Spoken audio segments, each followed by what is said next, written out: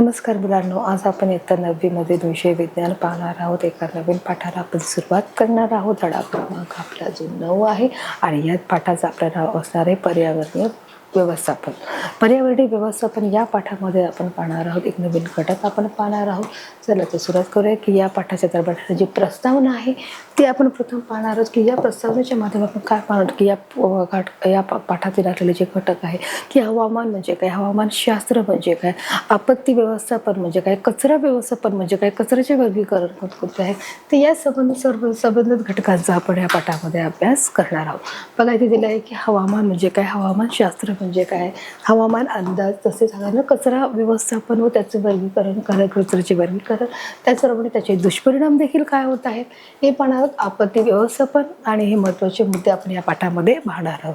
आता या पाठातील काही जे मुद्दे आहेत ते आपण मुलांनो आपण इयत्ता 5वी, 6वी आणि 7वीच्या भागामध्ये पाहिले होते की ते जे मुद्दे होते कचऱ्याचे वर्गीकरण आणि आपण आपत्ती व्यवस्थापन म्हणजे काय हा भाग आपण शिकलेलो होतो. तुम्ही मुलांनो की हा पाठ थोडासा तुम्ही थोडा विचार केला तर तुम्हाला समजून येईल की आपत्ती म्हणजे काय आणि आपत्ती व्यवस्थापन म्हणजे काय. तर 7वीच्या विज्ञान विषयामध्ये आपण हा पाठ घेतलेला होता आणि 8वीमध्ये देखील हा भाग आपल्याला आलेला होता.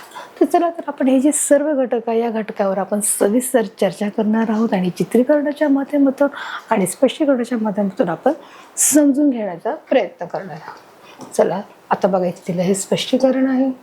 बघा इथे स्पष्टीकरण सांगितले की ते तुम्हाला काय दिसत आहे, हवामान.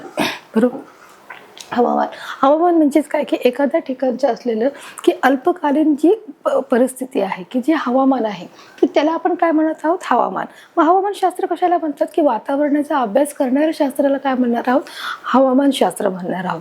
इथे हवामान म्हणजे की एखाद्या ठिकाणची असलेली अल्पकालीन स्थिती आहे, ती अल्पकालीन स्थितीला आपण काय म्हणणार आहोत, हवामान म्हणणार आहोत. मग अल्पकालीन स्थिती कशी असते की कधी आपल्याला जो आपला वातावरणाचा जो बदल आहे त्याच्यामध्ये कधी थंडी असते, कधी गरम असते, कधी ऊन असतं, कधी पाऊस असतो. मग हा जो बदल आहे तो कसा आहे, अल्प काळासाठी असतो आणि म्हणून तर त्याचं नाव आहे की हवामान म्हणजे काय की एखाद्या ठिकाणची असलेली ठराविक किंवा एखाद्या ठिकाणची असलेली अल्पकालीन जी परिस्थिती आहे, बदल आहे, त्याला आपण म्हणत आहोत हवामान.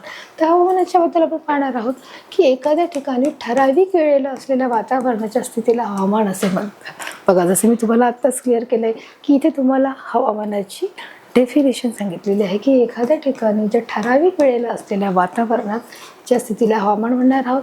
हवामान हे हवेच्या व त्यावेळेच्या स्थितीवरून अवलंबून असते. जे हवामान कसे आहे त्यावेळेच्या, बघा हवामान हे हवेच्या की त्या ठिकाणची असलेली जी हवा आहे ती कशी आहे, दमट आहे, उष्ण आहे, समप्रमाणामध्ये आहे का धुकं पडलेलं आहे, तर कोणत्या प्रकारची आहे त्याच्यानुसार व त्यावेळेच्या स्थितीवर हे अवलंबून असते. कळालं बोलून इथपर्यंत आपल्याला अंदाज आला आहे की भारतातलं जे हवामान आहे म्हणून ते कसं आहे, उष्ण आणि दमट आहे.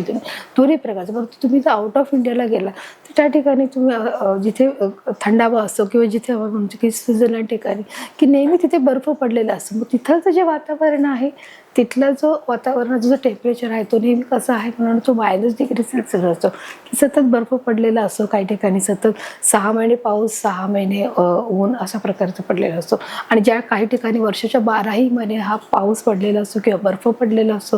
म्हणजे तिथे जवळजवळ ऊन हा आपल्याला प्रकार दिसतच नाही. उन्हाळा हा त्याच्यामध्ये नसतो. सतत तिथे मला असतो कॅस जे स्वेटर आहे जे बर्फासाठी किंवा थंडीपासून रक्षण करण्यासाठी आपल्याला जे आपण जे स्वेटर घातलं जातो ते आपल्याला घालणं गरजेचं असतं. तर अशा प्रकारे प्रत्येक ठिकाणचं जे हवामान आहे ते वेगवेगळ्या ठिकाणचं आहे आणि म्हणून त्यांनी म्हटले हवामान हे हवेच्या व त्यावेळेच्या स्थितीवर अवलंबून असतं की त्यावेळेचे जे ज्याप्रमाणे हवामान असतं त्यावेळी त्या स्थितीवरती ते अवलंबून आहे. अशा प्रकारे ही जी आपली डेफिनेशन आहे ती इथे आपली क्लिअर झालेली आहे, हे आपण पाहिलेले आहे. बघा आता बघा इथे त्यांनी सांगितले हवामानाची स्थिती ठरवण्यासाठी अनेक घटक हे कारणीभूत आहेत.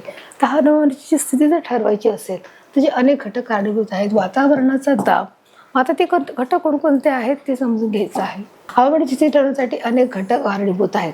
मग ते घटक कोणकोणते आहेत बघा. वातावरण, इथे स्पेलिंग मिस्टेक आहे.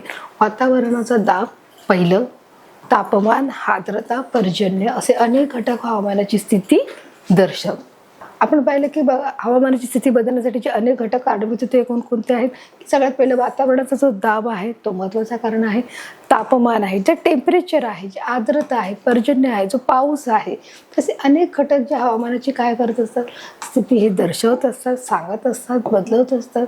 मग ते कोणत्याही देशामध्ये हा जो मॅप आहे तो कसा दिसत आहे, हा भारताचा दिसत आहे, बरोबर. मग या ठिकाणी तुम्हाला काही प्रदेश दिलेले आहेत की हर एक ठिकाणचं म्हणजे प्रदेशामध्ये असलेलं वातावरणाचा दाब असू दे, तापमान असू दे, आर्द्रता असू दे किंवा पर्जन्य असू दे, तसे अनेक घटक हे हवामानाची स्थिती हे दर्शवण्याचं काम करत असतात. कशा प्रकारची ही हवामाने आहेत बघा. हवामानाच्या विविध घटकांच्या दैनिक स्थितीचे वर्षानुवर्षे निरीक्षण व मोजमाप करून विशिष्ट कालावधीतील काढलेली सरासरी म्हणजे त्या प्रदेशाचे हवामान होय. आता त्यांनी सांगितलं आहे की हवामानाचे विविध घटकांचे जे विविध घटक आपण पाहिले की वातावरणाचा जो दाब आहे, आर्द्रता आहे, पर्जन्य आहे, तापमान आहे, या दैनिक स्थितीचे वर्षानुवर्षे निरीक्षण केलं आणि या सर्व प्रदेशाचं जर वर्षानुवर्षे आपण जर त्याचं निरीक्षण केलं तर मग मोजमाप करून विशिष्ट कालावधीतील काढलेली सरासरी आणि विशिष्ट कालावधीमध्ये म्हणजे एक विशिष्ट आपण एज घेतला, आपण जर 10 वर्ष म्हणा, 5 वर्ष, 10 वर्ष किंवा 15 वर्ष, 20 वर्ष, तर त्या काढलेली जी सरासरी आहे म्हणजे त्या प्रदेशाचे काय आहे इथे आपल्याला हवामान असे दिसून येत आहे.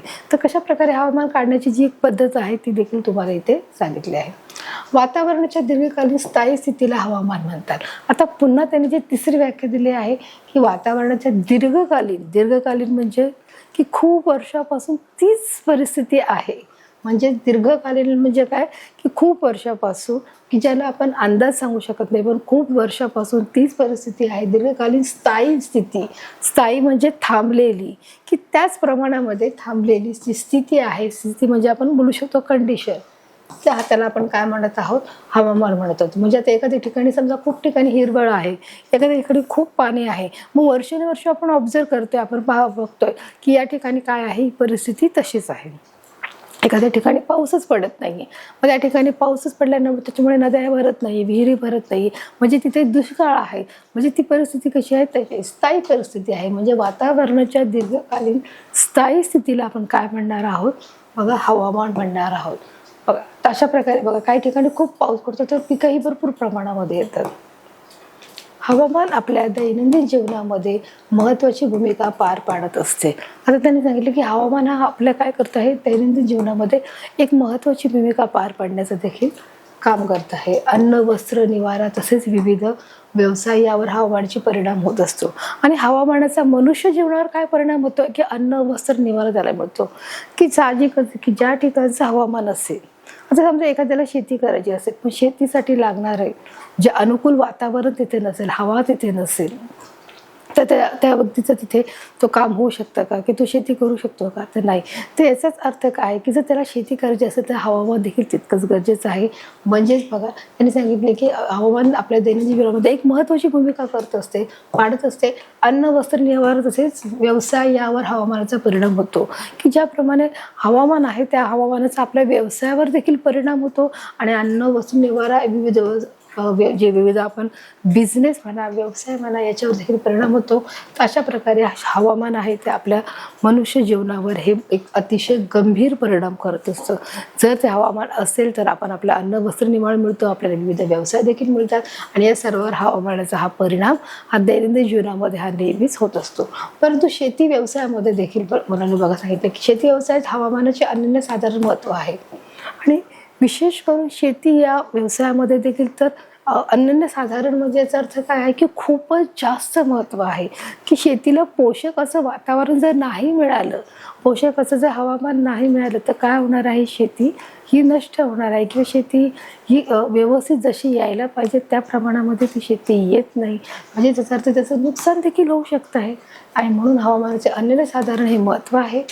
बंदर निर्मिती, उंच इमारती, विमानाच्या ज्या धावपट्ट्या आहेत, मोठे पूल बांधताना हवामानाचा विचार हा लक्षात घ्यावा लागतो असं त्यांनी सांगितलेलं आहे. बघा इथे त्यांनी सांगितलं आहे, मी तुम्हाला इथे उदाहरणं दिलेली आहेत की जी बंदर निर्मिती, अशा प्रकारे बघा ही बंदर निर्मिती आहे.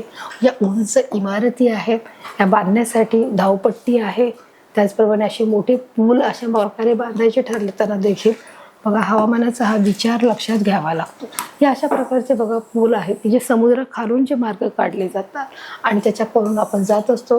तर अशा प्रकारचे जे मार्ग आहेत ते करण्यासाठी आपल्याला हवामानाचा अंदाज घ्यावा लागतो की जे तीव्र वारे, मंद वारे, खारे वारे आपण शिकलो की नाही, मतलई वारे हे आपल्या भूगोलाच्या पुस्तकामध्ये शिकलेलो आहोत आपण.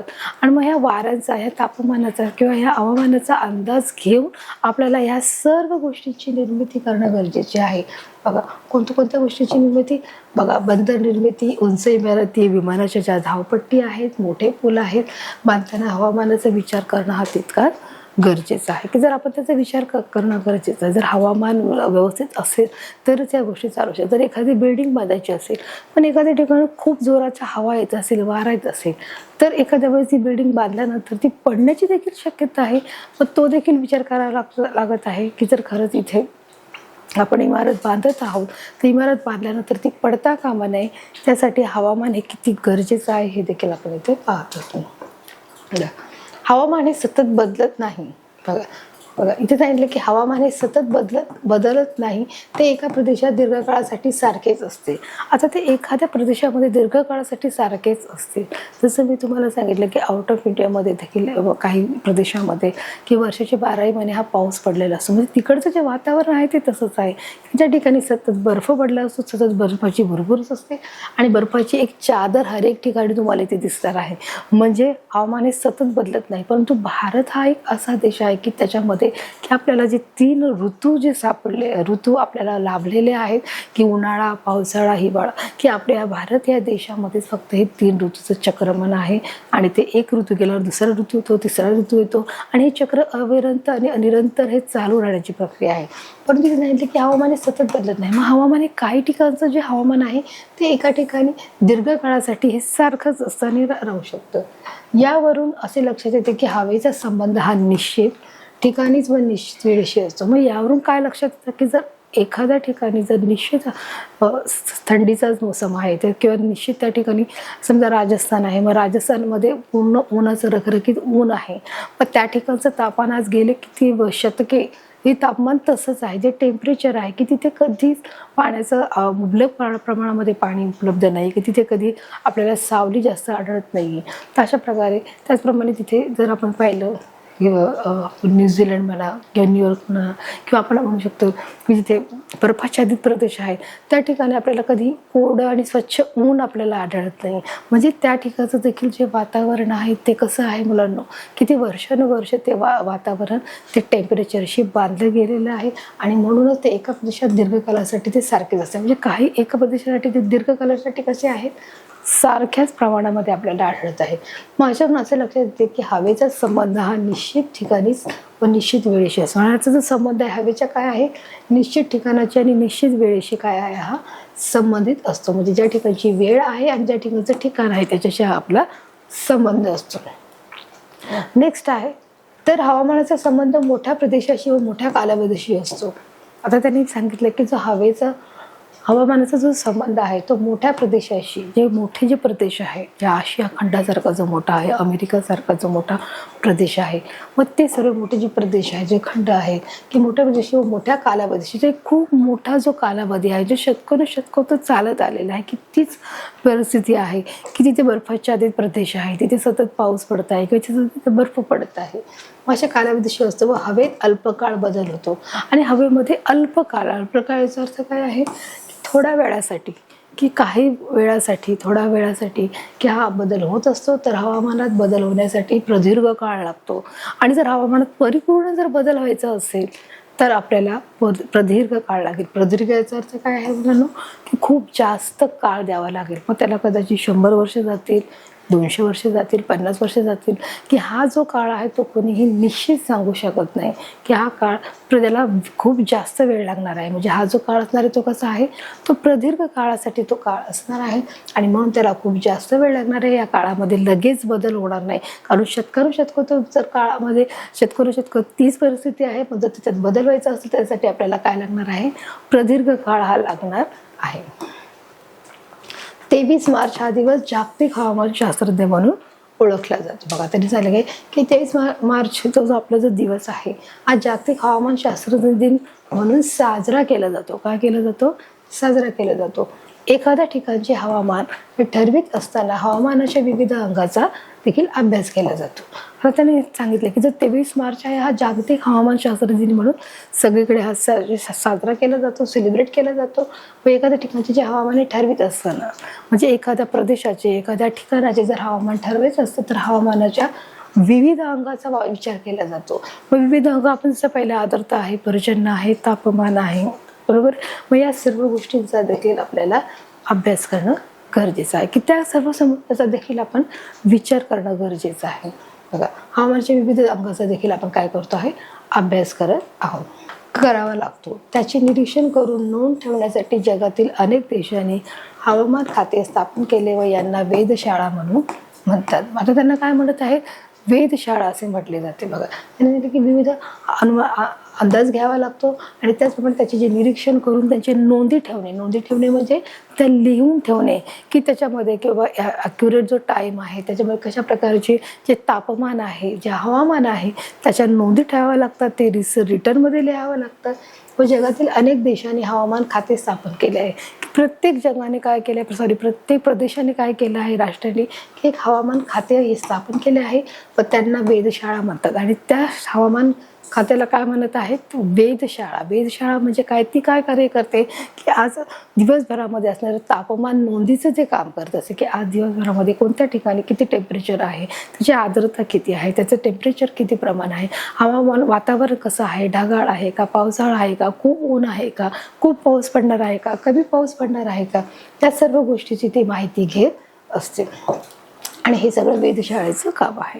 किंवा एखाद्या ठिकाणी एखादी आपत्ती जरी, नैसर्गिक आपत्ती जरी येणार असेल तर त्या गोष्टीची सूचना देखील ही वेधशाळा ही देत असते.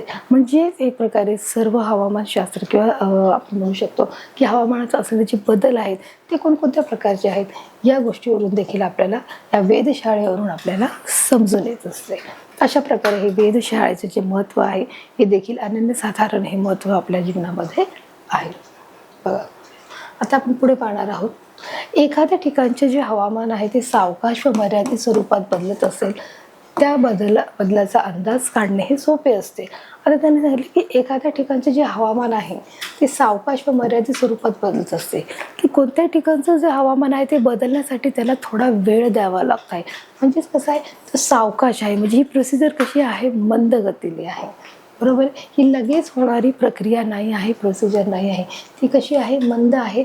हवामान कसे आहे, सावकाश आहे आणि मर्यादित आहे म्हणजे लिमिटेड आहे, स्वरूपात बदलत असेल त्या बदलाचा अंदाज काढणे हे सोपे असते. की जर एखाद्या ठिकाणचं हवामान जर बदलायचं असेल तर ते हळूहळू बदलत आहे, सावकाश बदलत आहे, ते मर्यादित बदलत असेल तर त्या बदलाचा अंदाज काढणं देखील सोपं जातं. मात्र गुंतागुंतीचे व शीघ्र बदलाचा अंदाज काढणे कठीण असते. पण एखाद्या ठिकाणचा जर अचानक जर बदल झाला तर तो बदल कसा झाला, काय झाला, कशामुळे झाला, तर त्याचा विचार करणं किंवा ते गुंतागुंतीचं व शीघ्र बदलाचा अंदाज करणं हे कठीण ठरत आहे. म्हणजे ते अंदाज लावणं इतकं सोपं नाही आहे. एखाद्या प्रादेशिक ठिकाणामध्ये हा जो बदल संत गतीने होत आहे, मंद गतीने होत आहे, तर त्या बदलाचा आपण अंदाज लावू शकतो. परंतु एखाद्या पद्धतीने पटकन बदल होत आहे, शीघ्र पद्धतीने बदल होत आहे व गुंतागुंतीचा बदल होत आहे, तर त्यावेळेस त्याचा अंदाज लावणं हे फार कठीण काम आहे, बरोबर मुलांनो. पण अशा वेळेस आपण त्याचा अंदाज लावू शकत नाही आहे. तर अशा वेळेस हे काम अतिशय कठीण काम आहे. बघा, अशा ठिकाणी जिथे प्रदेश शांत आहे त्या ठिकाणी आपण अंदाज काढू शकतो. जे सावकाश आणि मर्यादित स्वरूपाचे जे बदल आहेत त्याचा आपण अंदाज काढू शकतो. तर हवेतील विविध घटक, मग हवेमध्ये असणारे जे विविध घटक आहेत ते कोणकोणते आहेत बघा, पाहणार आहोत. निसर्ग चक्र, पृथ्वीच्या भौगोलिक हालचाली व हवामान या सर्वांच्या परस्पर संवादांचा अभ्यास व विश्लेषण करणारे शास्त्र म्हणजे काय आहे, हवामानशास्त्र आहे.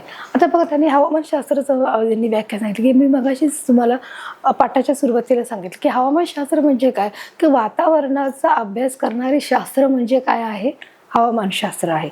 मग वातावरणाच्या कोणत्या गोष्टीचा अभ्यास करणार आहे, मग निसर्गचक्र, पृथ्वीच्या भौगोलिक हालचाली व हवामान या सर्वांच्या परस्पर संबंधाचा अभ्यास आणि विश्लेषण म्हणजे आपण बोलू शकतो त्याला एक प्रकारे एक डीप नॉलेज म्हणा किंवा आपण डिस्कशन म्हणा, या सर्व गोष्टीवरच असलेलं जे एक विश्लेषण अनेक जे सायंटिस्ट असतात ते आपापल्या परीने ते विश्लेषण करत असतात. पण करणारे शास्त्र म्हणजेच काय आहे, हवामानशास्त्र आहे. म्हणजे तुम्हाला फरक कळाला आहे की मुलांनो, की हवामान म्हणजे काय आहे आणि हवामानशास्त्र म्हणजे काय. आपण प्रथम शिकलो हवामान म्हणजे काय आहे, हवामान हे कशा प्रकारचे असते, ते कोणकोणत्या घटकावर अवलंबून असते. या घटकाचा आपण सविस्तर अभ्यास केला. आता आपण बघत आहोत हवामानशास्त्र म्हणजे काय. हवामानशास्त्र म्हणजे काय आहे की वातावरणातील घटकांचा अभ्यास करणारे शास्त्र म्हणजे काय आहे, हवामानशास्त्र आहे. मग त्यांनी देखील तेच सांगितलं. मग वातावरणातील कोणते बदल आहेत, की हवेतील जे विविध घटक आहेत ते कोणकोणते आहेत, निसर्गचक्र, पृथ्वीच्या भौगोलिक हालचाली, हवामान व सर्वांचा परस्परांचा जो संबंध येतो आणि त्याचं जे विश्लेषण करणारे जे शास्त्र आहे त्यालाच आपण काय म्हणत आहोत मुलांनो, हवामानशास्त्र असे आपण त्याला म्हणणार आहोत. Is that clear? इथपर्यंत तुमचं क्लिअर झालेलं आहे? मला वाटतं नक्कीच क्लिअर झालेलं आहे की हवामानशास्त्र म्हणजे काही कळालेलं आहे. बघा आता हे अशा प्रकारे हे टेम्परेचरच्या मार्फत दाखवलं आहे. तुम्हाला हे ते पिक्चर दाखवलेलं आहे की कशा प्रकारे हे जे टेम्परेचर आहे त्या मानानुसार हे बघा टेम्परेचर इथे दिसत आहे की हवेतील विविध जे घटक आहेत ते कशा प्रकारे इथे दिसत आहे, की हवामानशास्त्र दाखवण्यासाठी कशा प्रकारचे होका यंत्र ते तुम्हाला दिसत आहे. नॉर्थ, साऊथ, ईस्ट, वेस्ट आहे. आणि कशा प्रकारे ते बघा इथे वेगवेगळ्या प्रकारची जी बघा हवामानशास्त्रज्ञ आहे ते दाखवण्याचा इथे तुम्हाला चित्राच्या माध्यमातून दाखवण्याचा इथे प्रयत्न केलेला आहे. तुम्हाला समजते मिळून बघा यात हवामानविषयक वादळे त्याच्यामध्ये काय काय आहे ते त्यांनी सांगितलेलं आहे. काय सांगितले की यामध्ये हवामानविषयक वादळे, ढग, पर्जवृष्टी, मेघगर्जना, विजेचा कडकडाट अशा अनेक घटकांचा अभ्यास केला जातो. भविष्यातील हवामानाचा अंदाज व्यक्त केला जातो. आता जसं मी तुम्हाला सांगितलं जे वेधशाळा आहे त्याच्यामध्ये देखील त्या गोष्टीचा अभ्यास केला जातो. हवामानशास्त्र म्हणजे वातावरणाच्या घटकांचा अभ्यास करणं म्हणजेच हवामानशास्त्र आहे. बघा यात हवामानविषयक जी वादळे जी निर्माण होऊ शकतात का, ढग येतात का, म्हणजे जेव्हा पाऊस पडायचा असतो तेव्हा ढग येतात की नाही, पर्जन्यवृष्टी म्हणजे पाऊस पडणार आहे का, मेघगर्जना म्हणजे आवाज येणार आहे का मेघांचा, विजेचा कडकडाट होणार आहे का, अशा अनेक घटकांचा अभ्यास केला जातो व भविष्यातील हवामानाचा अंदाज वर्तवला जातो किंवा अंदाज व्यक्त केला जातो. त्यालाच आपण काय म्हणणार आहोत, हवामान शास्त्रज्ञ असे म्हणणार आहोत. समजले मुलांना की हवामानविषयक म्हणजे यामध्ये कोणकोणत्या घटकाचा अभ्यास केला आहे हवामानशास्त्रामध्ये, तर हे सर्व जे घटक आले आहेत. कोणकोणते घटक आहेत आपण पाहिले आहेत की बघा हवामानविषयक वादळे जे असते, वादळांचा, ढगांचा, पर्जन्यवृष्टीचा, मेघगर्जनेचा, विजेचा जो कडकडाट आहे त्याचप्रमाणे अभ्यास केला जातो. व भविष्यातील हवामानाचा अंदाज की भविष्यामध्ये जो हवामान आहे ते कोणत्या प्रकारचं असणार आहे त्याचा देखील अंदाज इथे वर्तवला जातो, व्यक्त केला जातो आणि या सर्व घटनांचा देखील इथे अभ्यास केला जातो. मग आता इथे त्यांनी बघा तुम्हाला चित्राच्या माध्यमातून दिलेला आहे की विजेचा जो कडकडाट आहे, बघा विजेचा जो कडकडाट इथे तुम्हाला दिसत आहे, सर्व घटकांचा इथे अभ्यास केला जातो. आणि हे सर्व अभ्यास करण्याचं शास्त्र म्हणजेच काय आहे, हवामानशास्त्रज्ञ आहे. हवामानशास्त्र त्याला म्हटलं जातं. आताच पुढे त्यांनी सांगितले की शेतकरी, मासेमारी, व्यवसाय, विमानसेवा, जलवाहतूक व सर्वसामान्य जनता यांना त्याचा उपयोग होतो. आता पण या हवामानशास्त्राचा उपयोग कोणाला होत आहे, तर जे शेतकरी लोक आहेत त्यांना होत आहे की जे शेतामध्ये काम करतात, कोणत्या प्रकारचं जे पीक आहे मग ते कोणत्या हवामानाला कोणत्या प्रकारचं पीक सूट होत आहे हे त्या शेतकऱ्यांना माहिती असतं आणि त्याप्रमाणे ते बीज पेरण्याचं काम करतात आणि ते पिकं घेतात.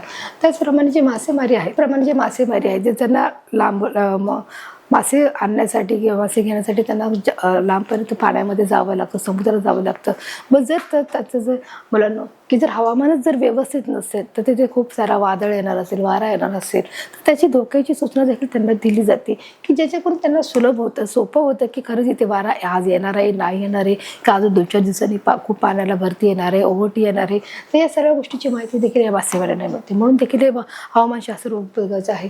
जे व्यवसाय करतात मग त्या लोकांना देखील हवामानशास्त्र गरजेचं आहे की ज्या काही लोकांची जी घरं असतात, जी दुकानं असतात ती टेकडीवर असतात, जर खूप जोराचा वारा येणार आहे, वादळ येणार आहेत तर कधी तिथे लँडस्लायडिंग देखील होण्याची शक्यता असते. मग त्याच्यामध्ये देखील हवामानशास्त्राची गरज आहे. जे विमान सेवा आहे की एखाद्या वेळेस विमान उंच उडत आहे, जर हवा जास्त येत असेल तर ज्या ठिकाणी ते जायला पाहिजे, ज्या ठिकाणी ते पोहोचणार असेल त्या ठिकाणी न जाता ते भिरकावण्याची शक्यता असते, त्या दुसऱ्या ठिकाणी जाण्याची शक्यता असते. म्हणून देखील हवामानशास्त्राची गरज आहे.